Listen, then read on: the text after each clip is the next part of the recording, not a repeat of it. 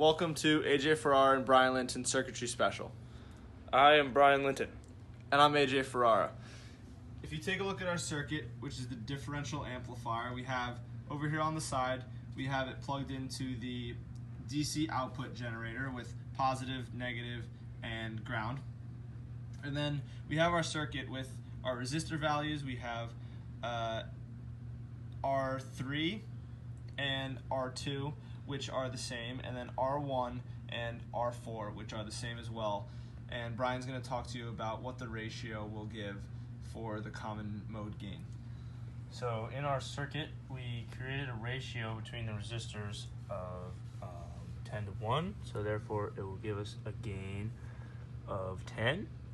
And this is our waveform showing how we achieved the calculation of the common mode gain, and we did this by dividing the peak-to-peak value of C2 by the peak-to-peak value of C1.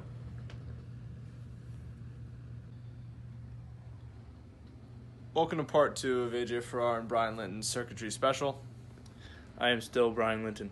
And I believe that I'm still AJ Ferrara. So here we have our inverting amplifier circuit. As we had in the last circuit, everything is hooked up the same way for the voltages, but we have resistor 1 and resistor 2 going into the op amp, and it's creating a inverting signal.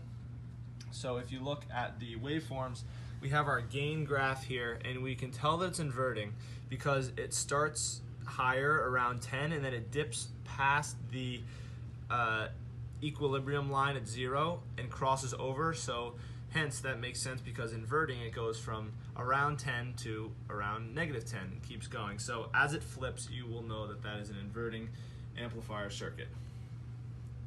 And here we have our waveform for how we measured slew rate. Using our cursors, we measured the bottommost peak and the uppermost peak on C2, and we found the voltage difference and time difference that it took for this gain in voltage to occur, and slew rate is measured in volts per microsecond, so we divided these two values to obtain our slew rate.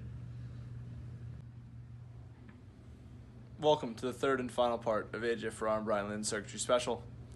I am Brian Linton. And I'm AJ Ferrara. So here we have our follower circuit. Our resistors are gone, and it is the same setup as before, but we have the plus side of the op amp connected to power, the minus side connected to the output area, and then the output, obviously, what we were measuring.